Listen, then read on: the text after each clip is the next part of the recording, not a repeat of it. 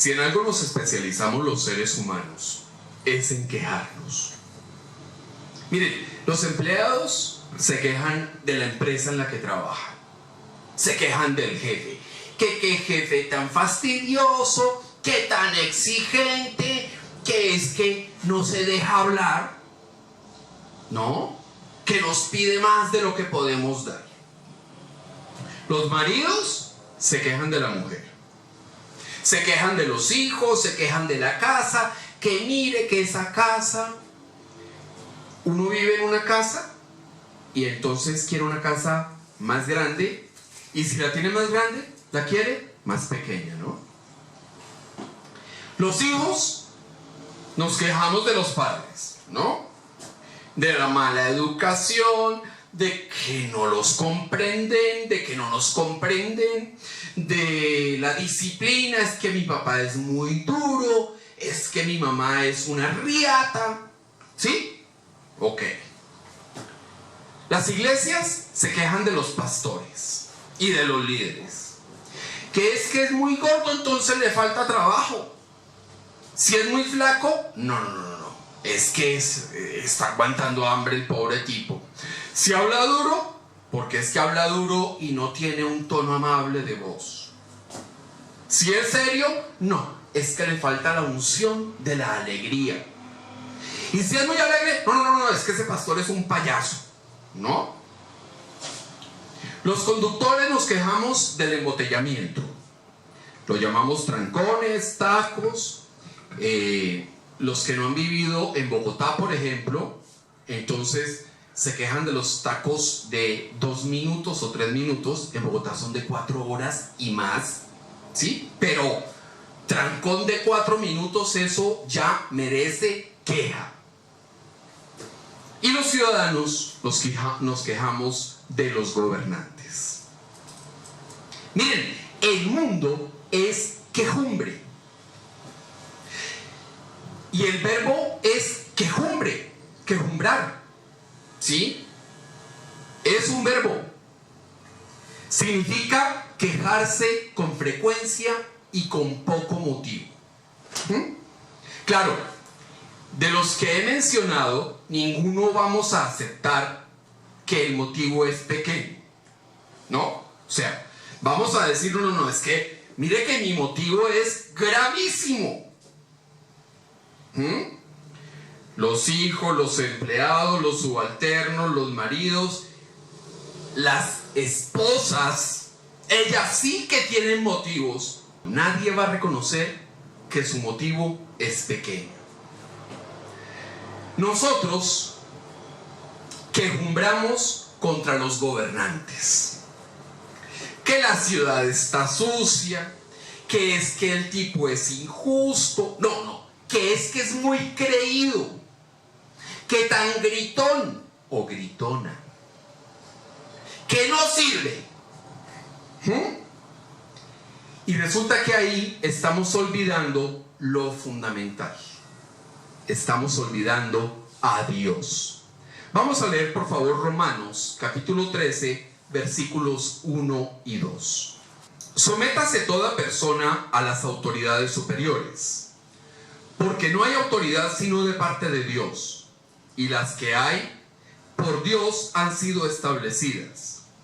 De modo que quien se opone a la autoridad, a lo establecido por Dios resiste, y los que resisten acarrean condenación para sí mismos.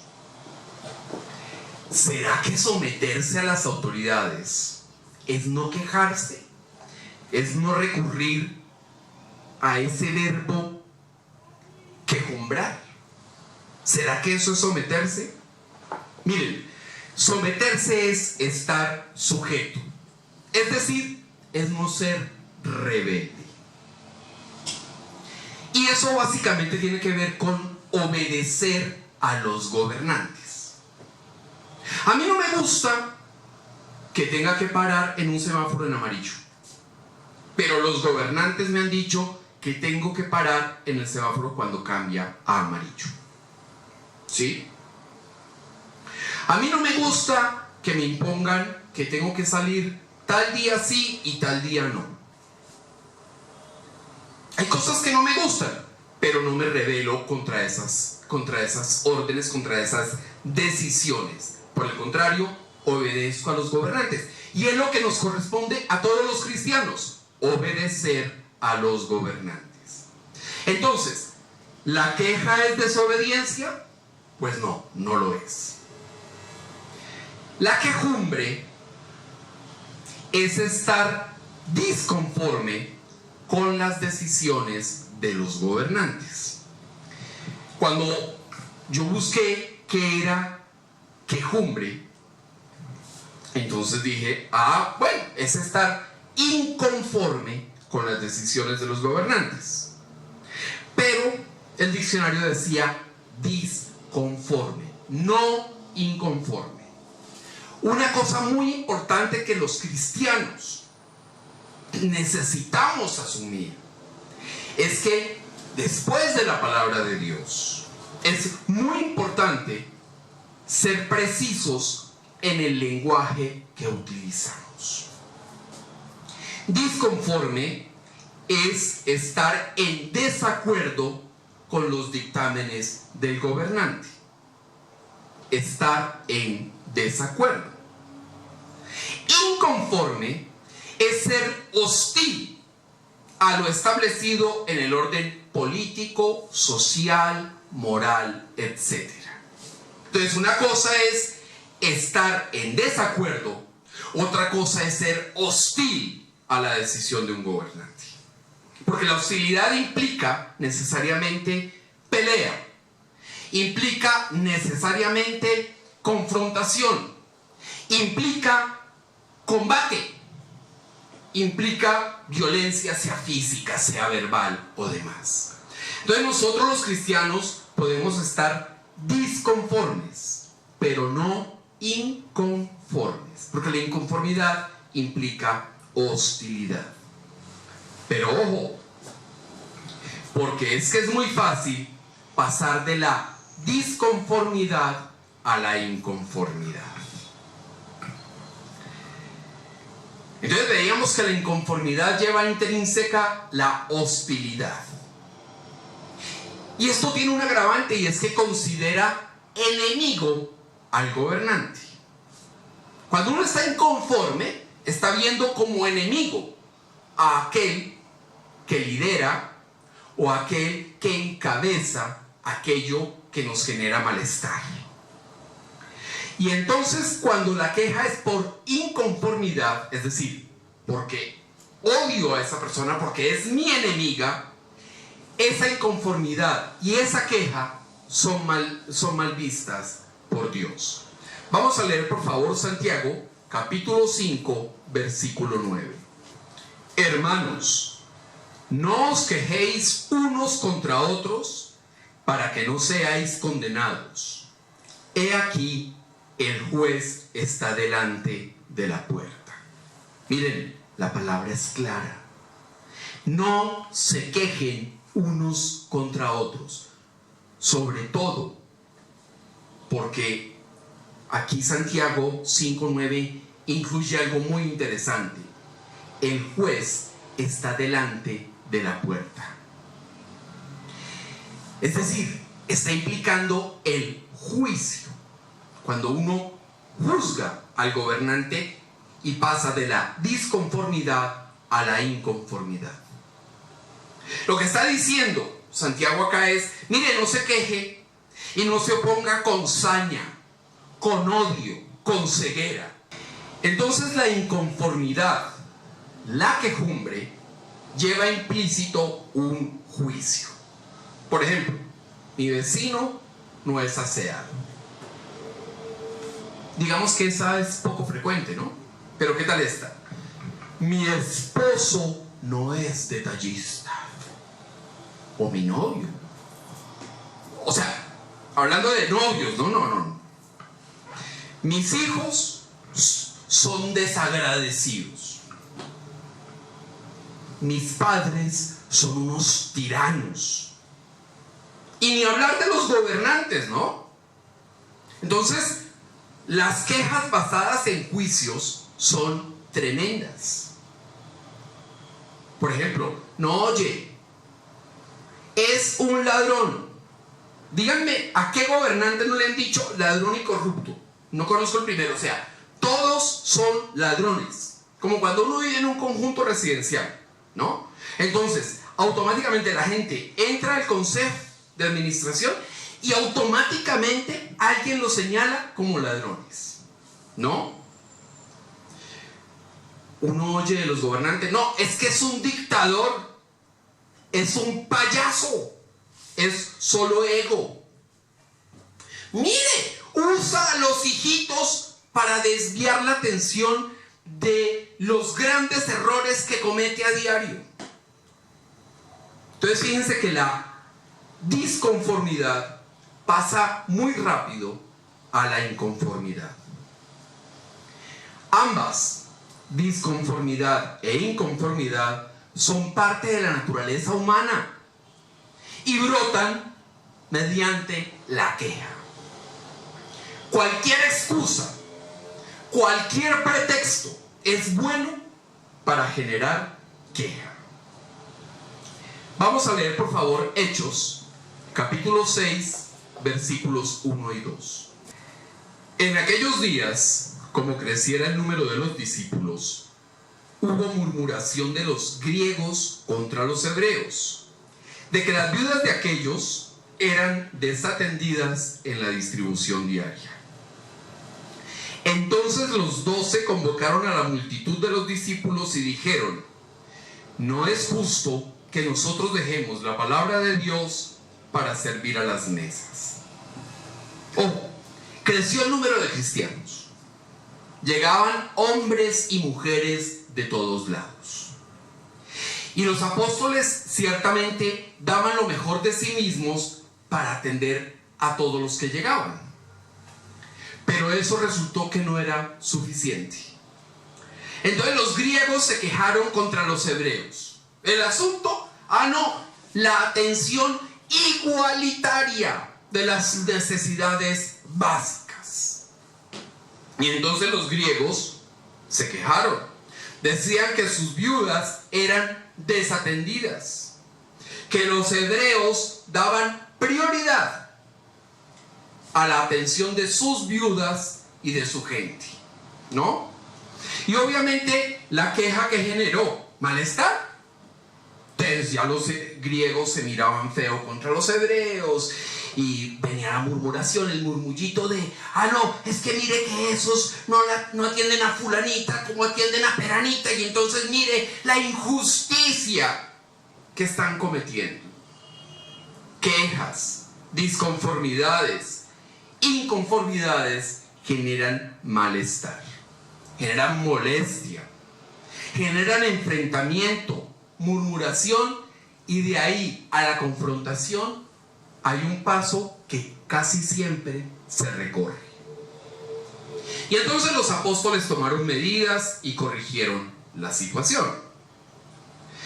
Pero ojo, porque la quejumbre no oculta, o sea, todo esto que hemos hablado de la quejumbre no oculta un hecho real. Fíjense que los apóstoles ven una situación que no está funcionando bien y la corrigen.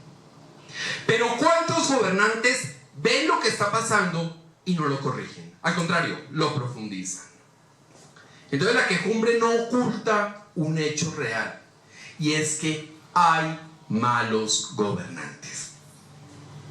Y esta realidad explica la disconformidad e inconformidad con esos gobernantes. Sobre todo cuando el gobernante es especialmente inepto y ambicioso. Cuando ese gobernante toma pésimas decisiones que afectan a todos los ciudadanos. Cuando no recoge la basura, cuando deja que la ciudad, que siempre ha sido bonita y muy limpia y muy aseada, se vuelva un muladar, ¿no? Entonces son gobernantes especialmente ineptos. Miren, una vez Jesús estaba predicando. Y entonces los sacerdotes y los fariseos mandaron a un grupo de alguaciles a capturar a Jesús. Y entonces los alguaciles regresaron sin Jesús. Ajá, ¿y por qué? Jamás alguien ha hablado como este hombre, le dijeron los alguaciles a los sacerdotes y a los fariseos. Y entonces los fariseos se voltearon a mirar a los alguaciles y les dijeron: ah, ¿ustedes también han sido engañados?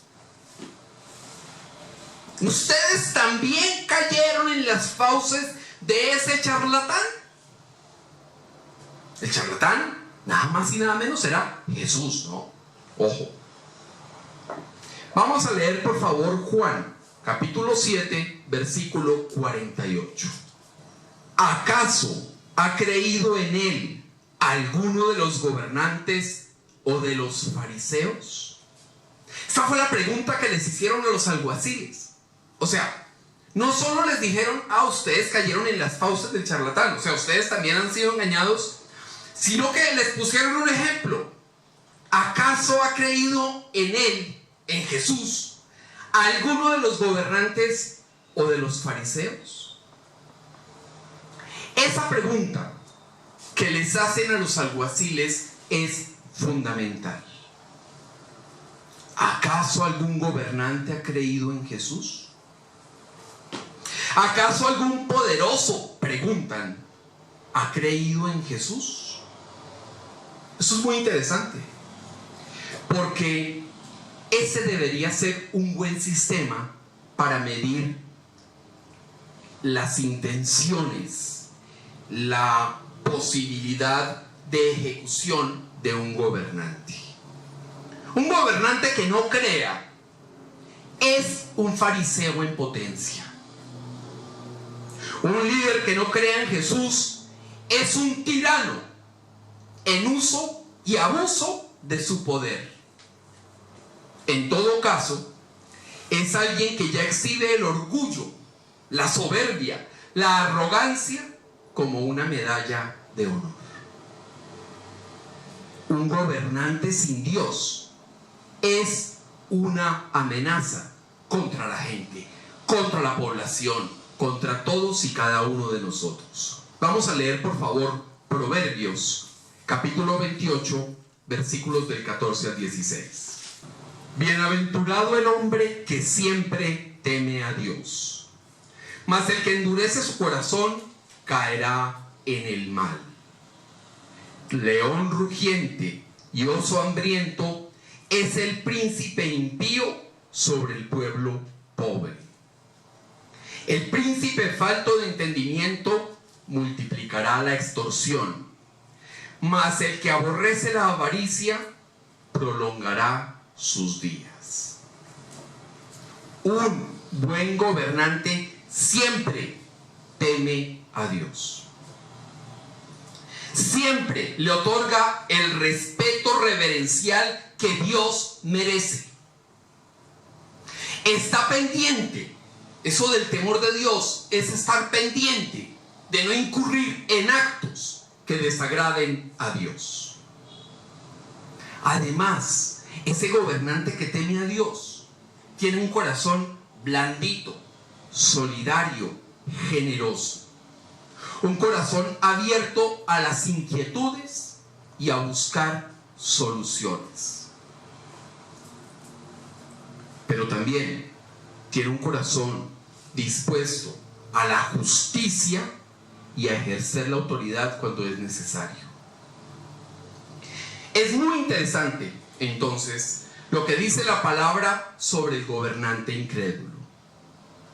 Dice que es incapaz de amar a su gente y de ser compasivo. Y dice que es como un león rugiente y como un oso hambriento. Es decir, un león rugiente es que va a maltratar, es una amenaza e intimida a la gente. Pero además de ser un león rugiente, es un oso hambriento, es decir, también le quita a la gente lo que tiene. Su ambición es desmedida, quiere quedarse con todo, quiere despojar a todos de todo porque él es el único. Él y su círculo son los únicos que pueden tener algo. El gobernante incrédulo, según la palabra, también es falto de entendimiento, carece de sabiduría, de prudencia y de dirección para ejercer su labor. Porque es que la dirección fundamental en la vida, para cualquier actividad, está en la palabra de Dios. Y como carece del fundamento para estudiar, para obedecer y para seguir la palabra de Dios, ese gobernante carece entonces de dirección para el ejercicio de sus funciones. Hay una traducción, la traducción al lenguaje actual,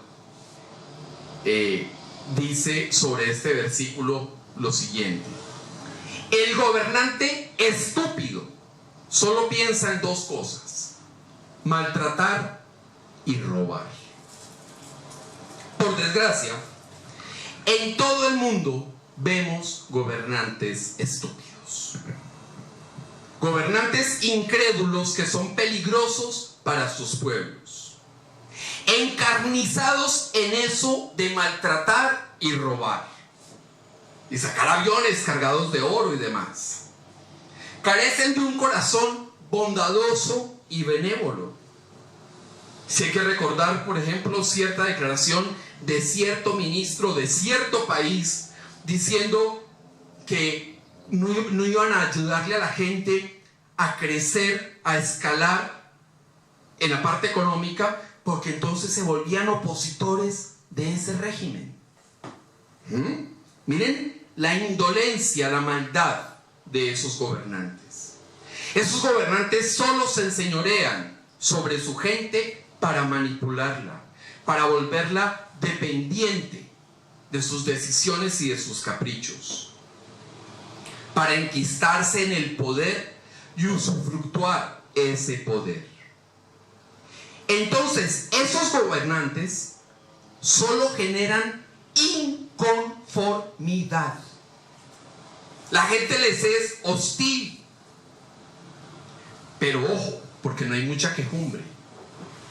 Simple, silencian a la gente que está inconforme. La mandan a la cárcel, la mandan a ejecutar, la mandan a desaparecer. ¿Sí? Arrasan con todos aquellos que se les oponen. Hay que tener cuidado con esto. Porque el gobernante, cuando la Biblia habla del gobernante, no solo se refiere a los líderes de las naciones. Es que es muy interesante cuando uno coge y dice: no, se está hablando del alcalde, está hablando del gobernador, del presidente, del dictador. No, pero sí, está hablando de ellos. Pero ojo, porque el padre de familia, el profesor del colegio, el empresario, el jefe, ellos o nosotros, pues yo soy papá, también somos gobernantes.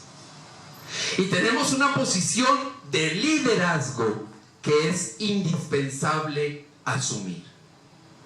Dios nos ha entregado esa posición.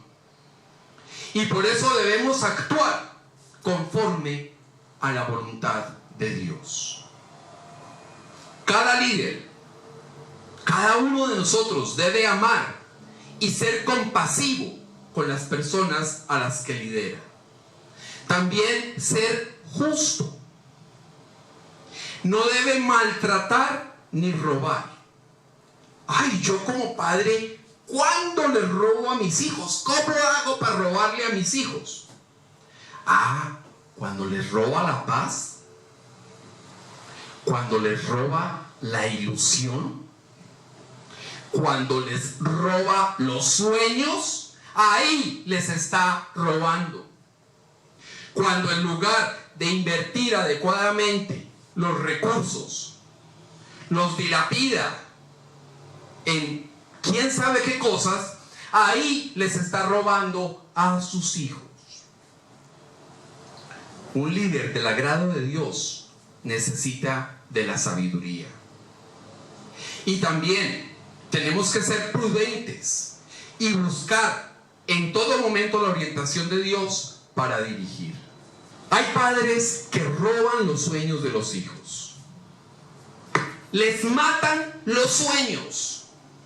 También les roban las ilusiones y las destruyen. Son esos padres que califican de la peor manera a sus hijos, que para referirse a sus hijos hablan de los monstruos, y los califican y son lo peor y son odiosos y son no sé qué más cosas. Esos padres les están robando a sus hijos la dignidad, el respeto y la posibilidad de crecer y de ser mejores personas. Esos padres que no reconocen las cualidades de sus hijos, que si les llegan las notas y dice que sacó el segundo puesto entre 50, el segundo puesto no es bueno, tenía que sacar el primero. O sea, nunca están satisfechos con nada y destruyen esas ilusiones de esos hijos. Hay profesores que arrasan con los sueños de sus alumnos. Hay empresarios y jefes que destruyen a sus empleados. El empleado que llega con buenas ideas, con iniciativas, pero porque es ese empleado, entonces no me sirve. Esos destructores, curiosamente, esos padres, esas madres, esos jefes, esos empresarios, esos profesores, esos jueces, curiosamente, son los primeros en quejarse de los gobernantes, en practicar la quejumbre en todas sus modalidades. Están inconformes por todo y son hostiles contra los gobernantes porque además los juzgan sin ver primero todo lo que ellos están cometiendo. Esos pequeños gobernantes de sus casas, de sus empresas, de sus lugares de trabajo, no están viendo algo fundamental, y es que despiertan la hostilidad de su gente.